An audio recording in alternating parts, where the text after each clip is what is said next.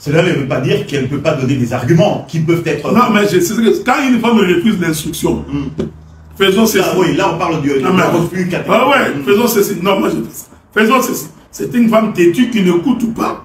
C'est une femme... Il faut ouvrir la porte, là, c'est parti. Parce qu'elle est déjà suffisante. Vous savez, il y a beaucoup de choses à dire ici. Dieu a fait en sorte que la femme soit celle qui reçoit. Ok.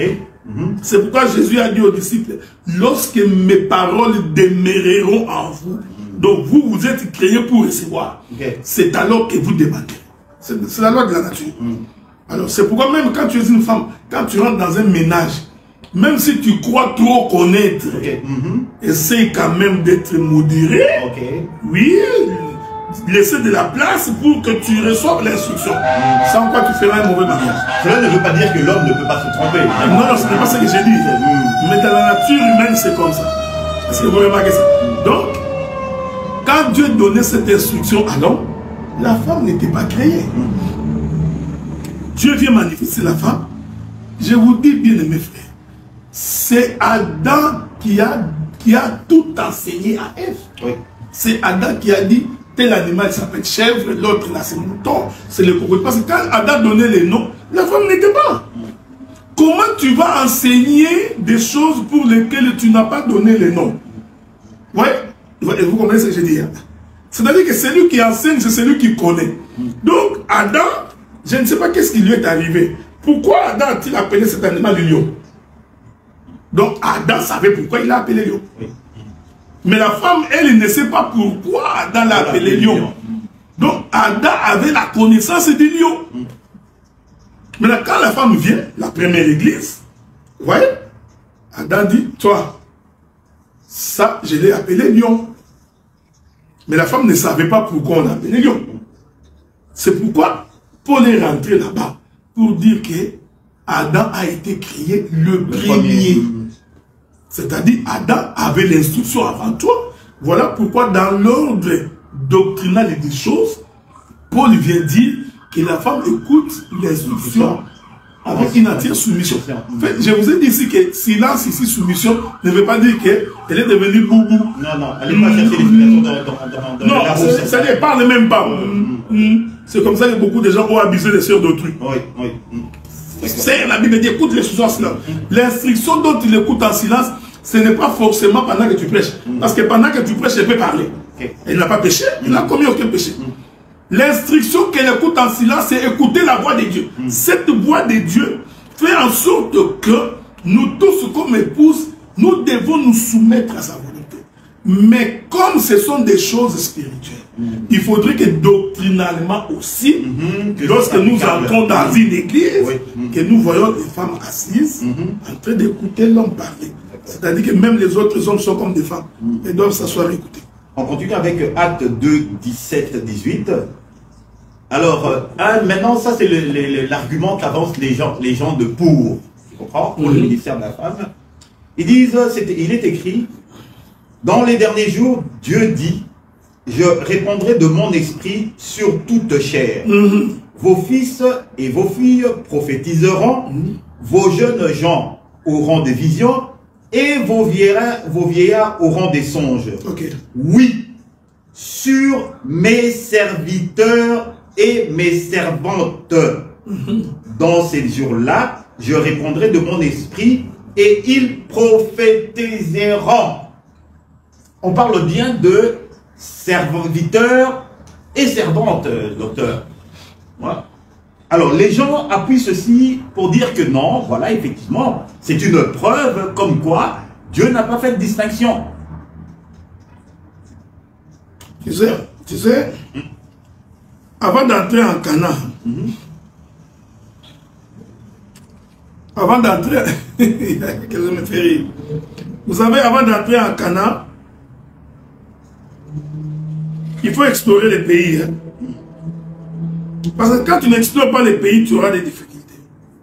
Je suis en train de... Je vous cherche une écriture. C'est pourquoi on vous dit, quand vous dites, il ne faut pas lire un verset et devenir prédicateur. On ne devient pas prédicateur de la Bible avec un verset. Ok? Il y a une écriture que je suis en train de chercher. Souffrez avec moi. Qu'est-ce qu'elle dit fondamentalement? tous sont-ils prophètes?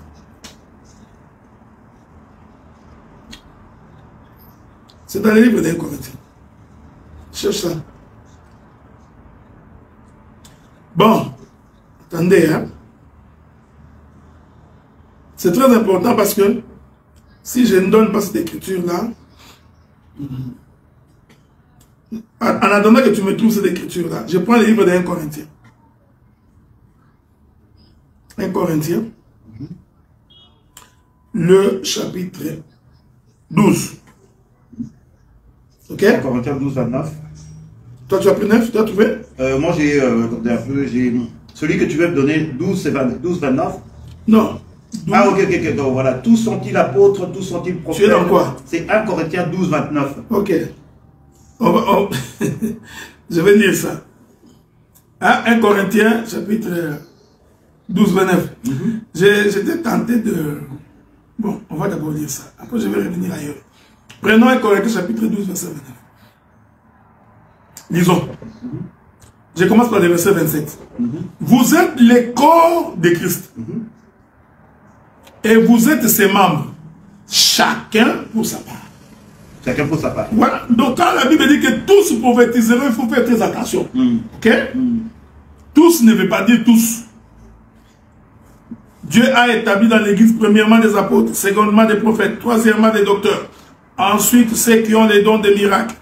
Puis ceux qui ont les dons de guérir, de secourir, de gouverner, de parler diverses langues. Tous sont-ils apôtres? Tous sont-ils prophètes? Tous sont-ils docteurs? Tous ont-ils les dons de miracles? Tous ont-ils les dons de guérison? Tous parlent-ils en langue? Tous interprètent-ils? Ok? Bon, ça c'est l'écriture que j'ai pris pour toi. Mais rentrons dans 1 Corinthiens chapitre 12, à partir du verset 9. Qu'est-ce que la Bible dit? Non. Verset 3. Écoutez, c'est pourquoi je vous déclare que nul s'il parle par l'Esprit de Dieu ne dit Jésus est anathème, et que nul ne peut dire Jésus est Seigneur si ce n'est par le Saint-Esprit. Okay. Il y a diversité de dons, mais le même esprit. Regardez la manière dont Paul explique ces choses. Diversité de ministères, mais le même Seigneur. Diversité d'opérations, mais le même Dieu qui opère tout en tous. À chacun, la manifestation de l'esprit est donnée pour l'utilité commune. Ok? Ok? Je vais sauter. Le verset 11. Écoutez maintenant comment Dieu explique.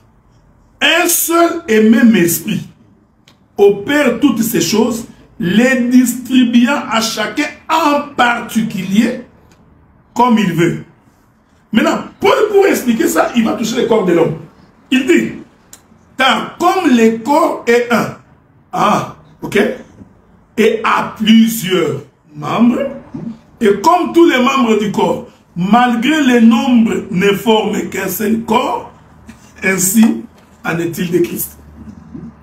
Maintenant, ici, ce n'est pas dit parce que c'est écrit que tous prophétiseront, que cela veut dire que tout le monde va prophétiser. Ça devient difficile parce que les autres écritures disent tous sont-ils prophètes.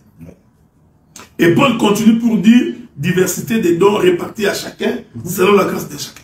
Sans distinction de sexe non plus. Hein? Non, on n'a pas de problème là-dessus.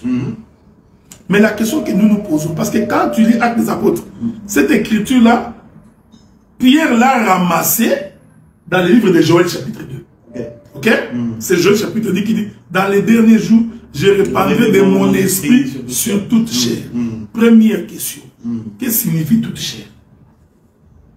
Toute chair ne veut pas dire toute chair. Parce que la chair de bouc, c'est aussi une chair. Ok? La chair de la poule, c'est aussi une chair. C'est toute chair qui appartient à tout ce qui appartient à... Ah, tu as compris maintenant. Quand Dieu dit toute chair ici, Dieu parle de ses propres enfants. Ok? Ok? Il dit la promesse... Homme et femme. Je suis d'accord avec toi. La promesse est pour vous et pour vos enfants et pour tous ceux que le Dieu de gloire appellera en plus grand nombre. Donc, toute chair se comprend comme étant la postérité d'Abraham qui reçoit l'esprit. Et quand nous recevons le Saint-Esprit, Dieu ne fait pas la distinction entre hommes et femmes en ce qui concerne le baptême du Saint-Esprit. Ok, d'accord. Mais cependant, l'Écriture dit, quand bien même que vous aurez tous le même esprit, vous n'aurez pas tous le même don. Ok. Donc, ce n'est pas parce que tu as reçu le Saint-Esprit qu'il faut vraiment que tu sois aussi ministre de la parole. D'accord. Ce n'est pas parce que tu as reçu le Saint-Esprit qu'il faut nécessairement que tu deviennes apôtresse. Ok? Donc, nous recevons tous le Saint-Esprit. Premièrement, c'est pourquoi il faut explorer les pays des Canaan. Hein? Canaan, on explore. Sans quoi tu aurais une vision limitée. Nous avons tous reçu le Saint-Esprit. Mais c'est cet esprit que nous avons reçu, Dieu a fait qu'il y ait des particularités dans l'exercice. Ok? Nous recevons tous le Saint-Esprit, malheureusement. Toi, tu prophétises, moi, je parle. D'accord? Mais pourtant, c'est le même esprit. Alors, il faut se poser la question, pourquoi c'est le même esprit? Toi, tu prophétises, moi, je parle. Non, ça ne marche pas. Maintenant, à propos des dons de prophétie, nous voulons dire ceci. C'est ça la difficulté que nous avons à envoyer des messages. Beaucoup de gens font la grande confusion entre les ministères prophétiques et les dons de prophétie. Ok? Les dons de prophétie est donné aux hommes et aux femmes. Aux hommes et aux femmes. Donc une femme peut avoir les dons de prophétie. Et je crois que j'ai fait plusieurs émissions là-dessus.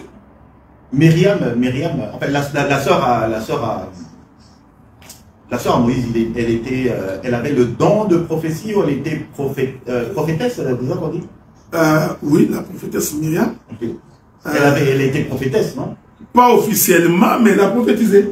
Elle a prophétisé. Donc elle exerçait le don de prophétie. Les dons de prophétie, parce que quand ils ont traversé, quand il a pris son... en tout cas, je vous évite beaucoup de détails. Parce que Myriam, pour chanter, prophétiser, elle devait prendre un tambourin. Ok? Ça, c'est les dons de prophétie. Ça, c'est les dons de prophétie. C'est les dons de prophétie. Bien. J'ai toujours expliqué que les dons de prophétie portent sur la vie du peuple. Ok. Mais alors, le ministère prophétique porte sur les mystères de Dieu dans les Écritures. Ok, d'accord. Bien. Donc, elle n'enseignait pas. Myriam n'enseignait pas. Elle n'enseignait pas. Qu'est-ce que vous direz alors de Déborah? Parce que Déborah était chef militaire. Mais ouais, mais est-ce que... Elle était chef militaire et elle appliquait la loi. Tu comprends? Parce qu'à un moment donné, on parle même, je ne sais plus dans quelle écriture, on dit que bon, voilà, elle a aidé à ramener le cœur des Israéliens au Seigneur. Non, mais je préfère qu'on ne dise pas ça. Non, okay. Essayons de dire des choses qui sont écrites. Déborah était prophétesse. Je vais te le dire, non? Oui. Donc, la prophétesse comme don, c'est donné aux hommes et aux femmes. Aux femmes, bien. Ça, on a réglé le cas de Déborah. Mais tu ne verras pas Déborah ouvrir les rouleaux du livre et lire la loi devant le peuple. Mais alors, dans ce cas-là, ben oui, mais on vient maintenant à attendez, on est à Déborah, oui. Mais alors, en ce moment-là, elle était juge. Mais oui, elle était juge. Oui, il n'y a pas de même titre que l'autre, là, celui qui a fini par un massacre de tout le monde. Samson. Au même titre. Non, regardez. Samson. Le jugement de Déborah. Ici, je voudrais dire aux frères que je suis en train d'éviter d'entrer dans les interprétations parce que beaucoup risquent de se noyer. Donc, on ne voyait jamais Déborah dérouler le rouleau et puis commencer à... Tu sais pourquoi? Parce que tu vois, pour comprendre ces choses, c'est là où c'est important. Il faut rentrer quand Dieu est en train de se choisir les vies. C'est là qu'il faut commencer. Dieu établit les temples. Dieu cherche les gens qui vont venir travailler au temple. C'est là qu'il faut aller chercher. Le temple, c'est la maison de Dieu. Le tabernacle, c'est sa maison. Dieu cherche les gens pour venir travailler à son tabernacle. Quand Dieu s'est choisi ces gens, il choisit les Lévites hommes. Et il choisit les sacrificateurs pour lire la loi. Il y avait des femmes dans la tribu de Lévi. Il y en avait. Entre autres, Élisabeth était de la tribu de Lévi. Donc nous avions des femmes. Nous n'avons pas dans la Bible une sacrificatrice. Il faut se poser la question de pourquoi Dieu n'est pas bête. Il n'est pas fou. Tu penses vraiment qu'il n'y avait pas de femmes qui chez eux à la maison étaient capables de couper, d'égorger la tête d'un bouc? Certainement. Mais quand il est question du sacerdoce, Dieu se réserve ses monopoles. Je te dis qu'il y a des femmes qui peuvent bien couper la tête d'un bouc plus qu'un homme. Oui. Mais quand Dieu fait ça, c'est parce qu'il a une pensée céleste qu'il voudrait communiquer. En rapport avec ce que vous avez expliqué tout à l'heure, homme, femme, disparité. C'est pourquoi tu ne verras pas dans le temple une femme sacrificatrice. Tu ne verras pas une femme aller prophétiser dans les sacerdoces de Moïse. Tu as compris ce que j'ai dit? Il y a des gens qui ont la question sur Anne la prophétesse dans les livres de Luc. Ça, on peut les balayer à la seconde. Tu comprends ce que j'ai dit? Donc, les dons de prophétie est donné aux hommes et aux femmes. Donc, une femme peut prophétiser comme don. Vous savez, ce qui est malheureux, c'est que beaucoup de femmes, dès qu'elle a les dons de prophétie, elle se transforme en pasteuse. C'est là où ça devient compliqué. D'accord. Elle s'improvise pasteur. Donc, elle a les dons de prophétie, elle s'improvise prophète ministre. Non, au lieu de le mettre au service du corps. Au lieu de le mettre, voilà. Au lieu de les mettre au service de la communauté chrétienne.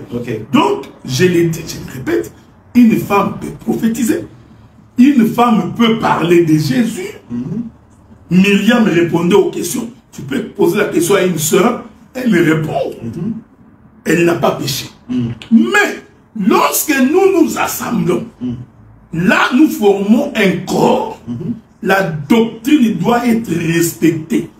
Au rassemblement, une femme ne peut pas prendre la chair. Pourquoi? Même si elle prend la chair, il est possible qu'elle dise des bonnes choses. Est-ce que vous comprenez? Oui. Elle peut prendre, elle prend la Bible là, elle fait une démonstration parce qu'elle a la connaissance. Mais spirituellement, cette connaissance ne peut pas donner la vie. Parce qu'elle est contraire à la doctrine. Donc, il faut que les gens évitent de dire, oh non, quand vous dites ça, vous sous-estimez les femmes. Non. Ce n'est pas ça le problème. J'ai dit qu'il y a des femmes intelligentes. Il y a des femmes qui connaissent la Bible plus que les hommes. Mais ici, c'est une question de la doctrine. C'est-à-dire de ne pas faire quelque chose qui n'est pas selon les modèles de la Bible. S'il y a un besoin qui se manifeste, par exemple, il y a un malade au moment où nous recevons la semence, c'est-à-dire qu'au moment où l'autorité est en train de prêcher, qu'est-ce qui arrive? Une femme, est-ce qu'elle a le droit, est-ce qu'elle pourrait... Elle a le don de guérison. Est-ce qu'elle pourrait imposer la main au malade et tout ça? Elle peut le faire. Alors, bien sûr qu'elle peut le faire, sauf que faites-le avec ordre. Avec ordre, d'accord. Donc, je crois que la femme peut imposer la main à un malade et le malade est guéri. Donc, la femme peut guérir, la femme peut prophétiser, elle peut avoir des visions, il n'y a pas de problème. Donc, nous pouvons dans un... C'est que je voudrais que ça se fasse avec de l'ordre. Avec de l'ordre, Pour éviter un peu les désordres, parce que... vous savez, à supposer qu'il y a 5, 6, 7 femmes qui commencent à imposer les mains partout, ça devient un peu désordonné. Pareil pour les hommes, même pour les simples frères. Ils ne peuvent pas imposer la Bible, la main partout. Ce que je voudrais dire ici, c'est que il faut différencier les dons des prophéties et les ministères prophétiques. C'est ça qui tue beaucoup de femmes ici. Nous disons que la femme peut prophétiser, mais elle n'a pas le ministère prophétique. Les arguments des contre, elle vaut ce qu'elle vaut. Il n'y a rien de biblique là-dedans. Les gens qui ne veulent surtout pas voir les femmes prêcher disent oui, voilà, la femme qui prêche est souvent autoritaire. Elle a une personnalité autoritaire. Elle est arrogante. Elle écrase et méprise des hommes. Parce qu'elle se dit, bon voilà, les femmes ont la capacité d'être multitâches et que nous les hommes on est trop longs quand on fait les choses. Alors donc ces femmes là, elles ont l'esprit de Jézabel ou de Mami Wata. Qu'est-ce que vous leur dites aux gens qui pensent ainsi? Mais regardez, que quand tu vois une église dirigée par, et je vais simplifier, tu vois une église dirigée par une femme, d'une manière générale, ça veut dire que cette femme-là, chez elle à la maison, bon, c'est l'expression courante, c'est l'homme porte le caleçon, la femme porte la culotte, et c'est généralement une femme autoritaire, arrogante, et tout ça, qui écrase même son mari à la maison. C'est la personnalité, parce qu'elle est elle a l'esprit de Jézabel. Qu'est-ce que vous dites de gens? C'est un peu caricatural, mais bon, ça vaut ce que ça vaut. Tu sais qu'on a beaucoup de questions là-bas. Mais regardez. Nuptia? Il faut les laisser, je crois qu'il est occupé à autre chose. Ok. Regardez. Ne vous inquiétez pas, ça c'est bon. Étant donné la caractère du sujet, on va certainement faire un numéro 2. Tu sais que c'est la caméra là. Ah ok. Et on va parce que les questions sont là. Et on va revenir sur les questions. On va répondre aux questions si on n'arrive pas à répondre, même prochainement. Oui. Okay. Ça c'était que la première partie. Bon, il paraîtrait, ça c'est ce que moi aussi j'entends, il paraîtrait que les femmes qui dirigent des assemblées, même à la maison, elles sont autoritaires et arrogantes. Bon, c'est des... Ça, il faut poser la question à leur mari. C'est ce qu'ils en pensent. Il y a une question ici. J'aimerais savoir si la femme ne se considère que comme une sœur et non comme ministre, et qu'elle parle de Jésus-Christ devant 2 ou 3 personnes. Le problème, c'est que tant que ce n'est pas un rassemblement d'une convocation que nous venons au culte, ok? Nous pouvons nous retrouver ici à la maison. On est 8 ou 9. Oui. Mais la femme peut parler. Est-ce qu'elle peut nous enseigner? Nuptia peut nous enseigner? Non, mais elle ne pourra pas nous enseigner parce que moi je suis son prédicateur. Okay? Elle ne peut pas être son prédicateur. Mais elle peut donner son avis. Elle peut... Tu commences à dire? Oui, mais si elle se retrouve dans un milieu où il y a plusieurs hommes, mais des païens, qui ne connaissent pas Dieu, elle peut les instruire. Si elle se retrouve dans un milieu où il n'y a pas de ministre, mais il n'y a que des hommes. Elle peut. Elle a le droit. Elle a le droit. Et si elle passe à la télé, dans une émission, etc., est-ce qu'elle peut enseigner? Je n'aime pas des questions comme ça. Non, mais bon, docteur, c'est sans les préoccupations et tout. Et je vous ai dit que c'est un sujet qui, vous savez, qui a été controversé. Elle passe à la télé, elle est invitée à la télé et tout. Et puis pour parler du Seigneur, voilà. Si elle est invitée dans une émission pour qu'on lui pose des questions sur le Seigneur, elle peut parler. Pourquoi elle ne parlerait pas? Ce qui est différent quand elle vient dans une émission de télévision, il nous convoque pour aller l'écouter. Là, ça ne marche pas. Elle va dans une émission de télé, elle peut parler. Elle peut être sur sa page Facebook. Elle peut parler du Seigneur si elle veut. Parce que là, bon, écoutez. Ce que je voudrais dire ici, hein, il faut que les gens nous comprennent très bien. La femme peut parler du Seigneur. Nous avons beaucoup de cas dans la Bible où les femmes parlent du Seigneur. Ça, c'est pas un problème. C'est lorsque plutôt nous nous assemblons que la femme commence à nous instruire, là ça devient sérieux. Alors, tu m'avais posé une question. Oui, que répondez-vous? Non, j'ai répondu à la question, c'est-à-dire que, que les hommes qui dirigent, les femmes qui dirigent, sont arrogantes, caractère autoritaire, qui écrasent tout le monde, etc. C'est possible. C'est possible. Hein? C'est possible parce que déjà diriger une église te confère une forme d'autorité et de puissance. Alors, c'est normal par défaut professionnel que ces femmes également soient de mauvaises femmes. Mais ce n'est pas un trait de caractère qu'on retrouve chez toutes les femmes. Non, pas chez toutes les femmes. Et aussi, il y a aussi un autre élément. Il faudrait éviter de faire des choses qui heurtent la doctrine. La doctrine nous dit que la femme doit être soumise à son mari. Alors que le ministère de la parole est lié à une certaine forme d'esprit d'indépendance. Donc moi, en tant que ministre, quelqu'un peut m'appeler à minuit. Qu'il est malade, en tant que prédicateur, je peux quitter mon lit, je vais à minuit prier pour quelqu'un. Pourquoi la femme ne le ferait pas? Parce qu'il y a une écriture qui va la retenir. Elle doit demander la permission de son mari. Elle est sous l'autorité de... Donc si elle veut sortir à minuit, elle ne va pas se lever, laisser son mari sur le lit et sortir partir. Tout comme vous, docteur, quand vous avez voulu sortir à minuit. Non, mais regardez. Vous avez quand même en parlé à votre femme. Bien sûr, mais cette liberté ministérielle, je ne demande pas la permission, je ne suis pas soumise. Tu vois ce que je dis? Cette liberté ministérielle, Dieu a fait en sorte que je peux dire, je vais prier pour un tel frère. Oui, mais si elle n'est pas d'accord parce que vous sortez à minuit... Elle ne peut pas ne pas être d'accord si elle sait pourquoi est-ce que je suis appelé au Seigneur. À supposer qu'elle n'est pas d'accord, que Dieu décide de retirer son souffle. Donc, tu ne peux pas empêcher. C'est ce que j'ai dit. C'est-à-dire que, bon, à moins que tu sois en partie d'aventurier.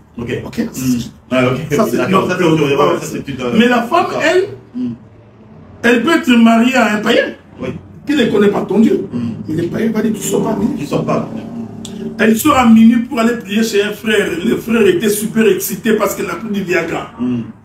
Retire la femme du pasteur et la viole. Ok. Que répondez-vous à ceux qui disent que dans l'église primitive, les femmes exerçaient des responsabilités plus marquantes qui ont été balayées dans les églises modernes? Ah ben ça c'est sûr et certain. Et moi j'ai toujours... On parlait par exemple, il y a comme exemple Priscilla par exemple. Hein, c'est bon, il y avait... et il paraît que bon voilà, on assiste à plus de sexisme maintenant dans les églises modernes que dans les églises primitives. Non, les gens sont devenus plus conservateurs aujourd'hui. Ok. Et j'ai toujours été étonné que beaucoup de gens puissent reléguer les femmes au second plan. Alors que généralement, ce qui fait la force d'une église, ce sont les femmes. J'allais justement... Si tu as eu l'occasion de diriger une église, parce que beaucoup n'ont pas eu l'occasion, quand tu as l'occasion de diriger une assemblée, tu vas te rendre compte que ceux qui font la force de l'église, ce sont les femmes. Ce sont les sœurs. Pourquoi?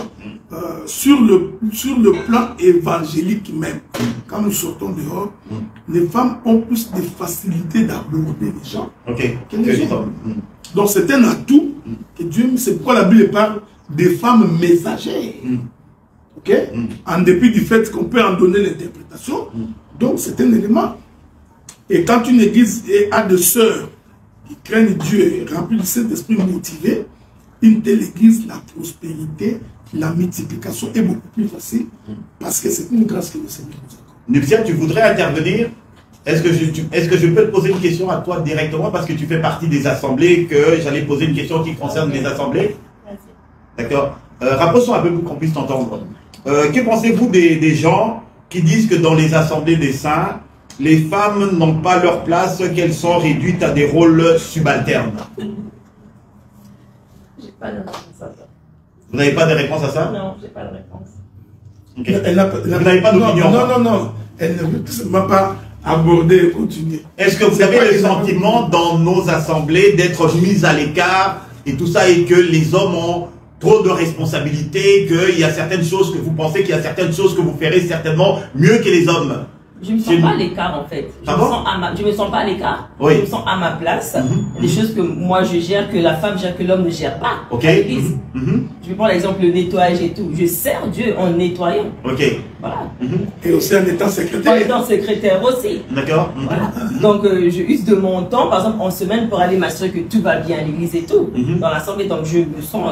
à votre place. Donc vous n'avez pas le sentiment qu'à certains dimanches que vous ferez mieux que celui qui est sur non. Non, vous n'avez pas ce sentiment-là. Tu voudrais la pousser à commencer à prêcher? Non, pas du tout. Non. Je voudrais pouvoir effectivement balayer ce sentiment qui dit que bon voilà, dans les assemblées des saints, les femmes sont écrasées. Tu comprends? C'est ça. Personnellement, je ne me sens pas écrasée en fait. D'accord. Donc on respecte juste la doctrine en fait, personnellement. Ok, c'est respect de la doctrine. Vous n'avez pas de douleur, vous n'avez pas de retenue à... Docteur, maintenant je reviens à vous et tout. Quel est, si j'allais prendre le pouls, parce que bon, vous êtes quand même ministre, vous écoutez les femmes, etc. Quel est votre sentiment général? Est-ce que vous avez l'impression qu'elles voudraient avoir plus de responsabilités et que certainement qu'elles sont elles seraient un peu plus vaillantes que les hommes dans certaines choses? Je te remercie pour la question. Heureusement pour moi que je ne suis pas nuptien. Certainement qu'elle est plus à l'aise, ok? Mais mon opinion personnelle, je crois que dans ce qu'on appelle les assemblées des saints communautaires, bien.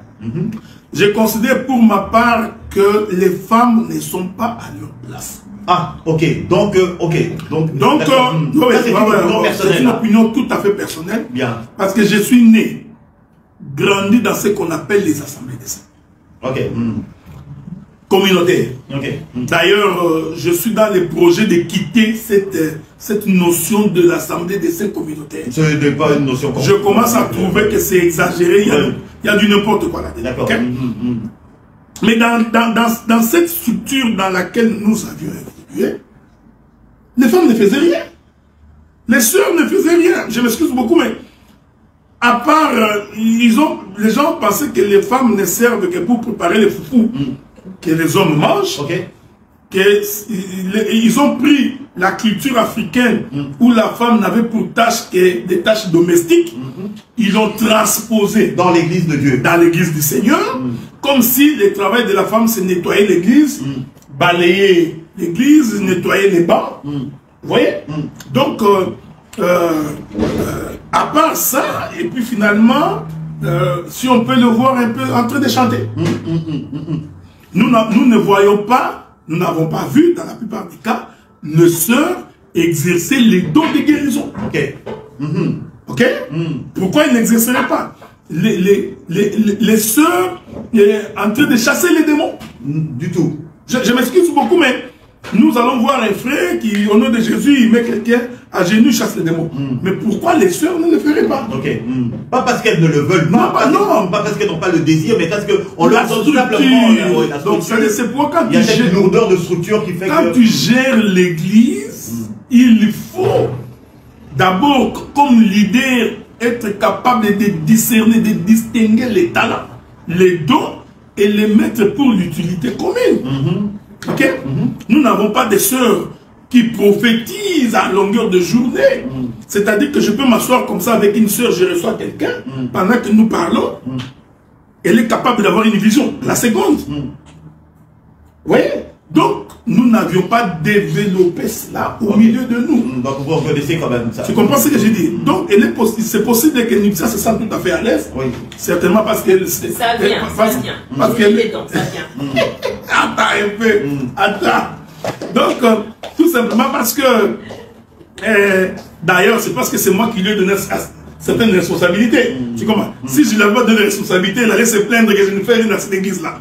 Donc, nous sommes en train d'ouvrir petit à petit cette porte-là, mais c'est un combat de longue haleine, c'est-à-dire que ça nous prend des années, ça nous prend, tu mets un pas, en même temps on te critique, on t'insulte. J'ai été curieux de voir que dans certaines assemblées des saints, il y a des femmes qui font qui aident au protocole.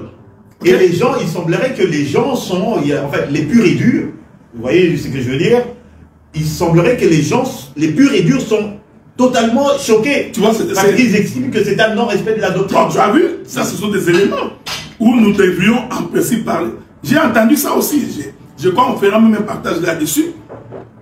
Que les femmes ne peuvent pas faire le protocole. Que les sœurs ne peuvent pas faire le protocole. Alors, nous nous posons la question sur base de quelle écriture? Certains vous diront parce que dans la Bible était portier, rien que les Lévites et les hommes.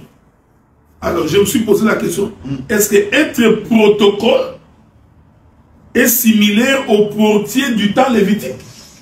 Quand les gens allaient au temple, y avait-il des chaises au temple pour aller s'asseoir? Que faisaient les portiers du temps lévitique? Ce qu'ils font. Quelle correspondance avec les protocoles d'aujourd'hui? Donc, ce sont des sujets à parler, des sujets à débattre. Voilà pourquoi nous voudrions que les femmes retrouvent ce qu'elles faisaient dans l'église du Seigneur. Je prends un exemple. Les jours où on arrêta Pierre, on mit Pierre en prison. La Bible dit, les disciples étaient dans la chambre haute en prière. Pendant qu'ils étaient en prière, on vient de libérer Pierre. Pierre vient, frappe à la porte. Imaginons, ils étaient en prière. Mais celle qui est allée voir à la porte, c'était une femme. Est-ce que tu comprends ce que je dis? C'est pas un homme qui est allé dire, tu vois, c'est le protocole. C'est un homme. Je vais, non, c'est la femme. D'ailleurs, je voudrais vous scandaliser. Vous savez, les gens parlent pour parler. Si un jour nous sommes en prière comme ça, la police débarque, je t'informe que les premiers qui vont fuir, ce sont les hommes. Si on décide d'arrêter les gens en pleine prière, je sais que je vous dis là, les hommes seront les premiers. Les femmes ne fuiront pas très vite. La sœur est allée voir, elle regarde, elle voit que c'est Pierre. Elle rentre informer les autres. Pierre est à la porte. J'ai vu l'âge de Pierre.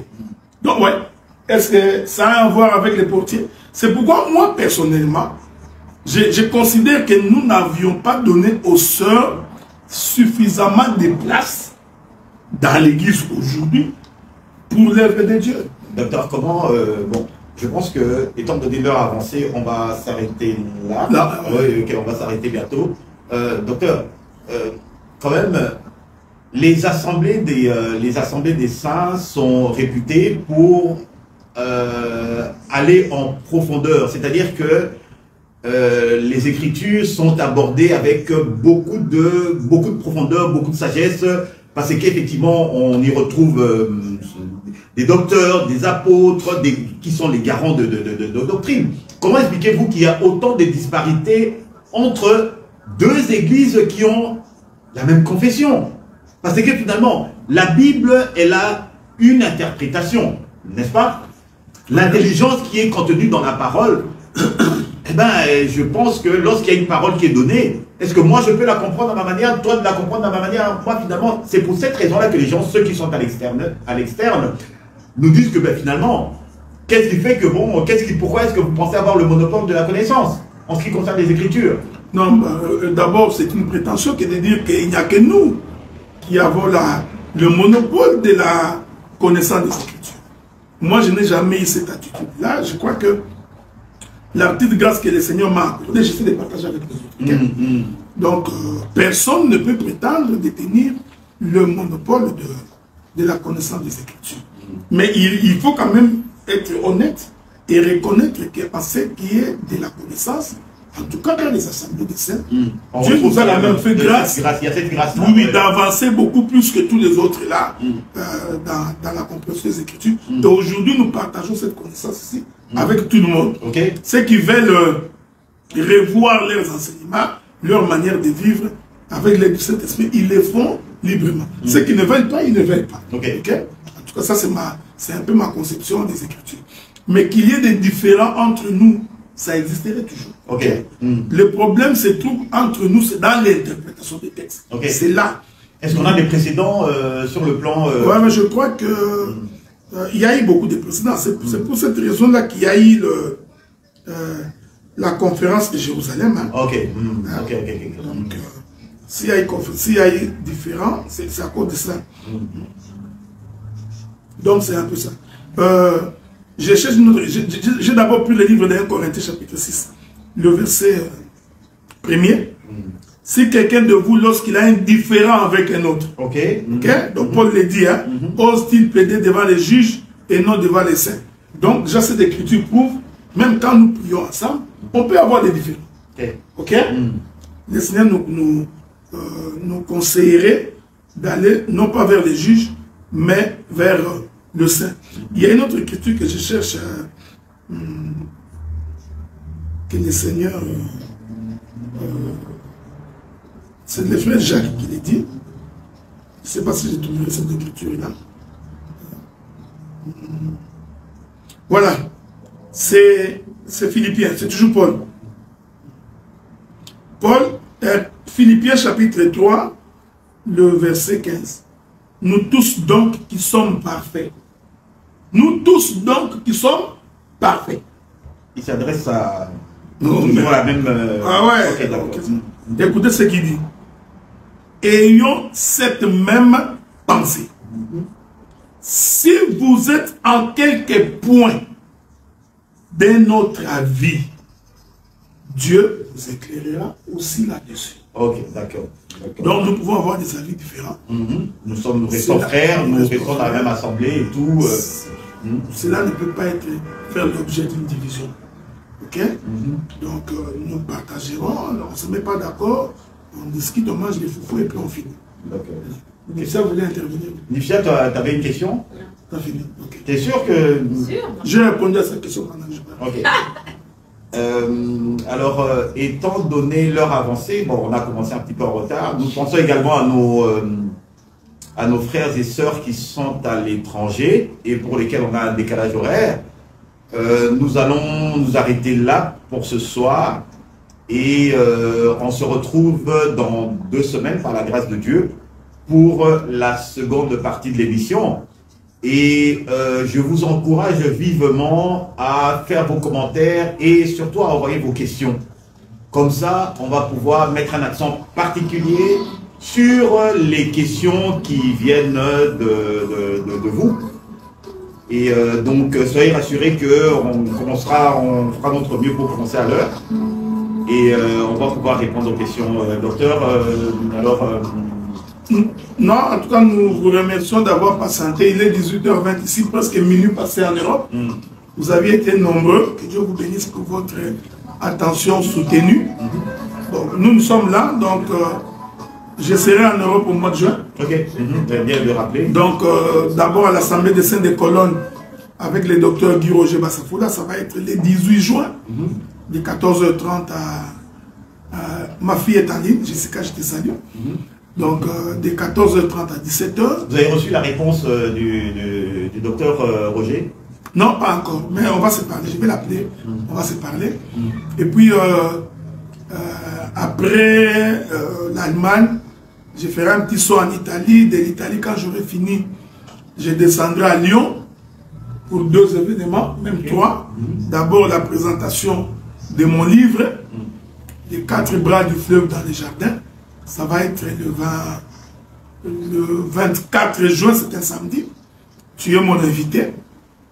Et au cours de cette même séance, nous procéderons à la main d'association ou reconnaissance ministérielle de notre frère Blaise Ouansianga à Lyon. Et le dimanche, nous reviendrons pour parler du royaume du Nord et du royaume du Sud dans le corps de Jacob.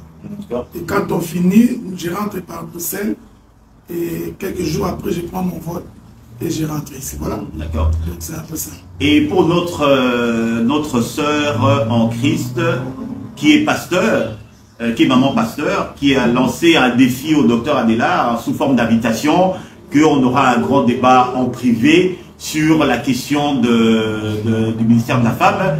J'en ai parlé déjà au docteur et on attend simplement votre invitation. Alors, pour tous ceux qui nous suivent, partout à travers le monde, alors, bon appétit, hein, parce que nous, on va aller... on va les manger. On va manger les requins. Ouais. Et merci beaucoup encore, Lucia. Hein.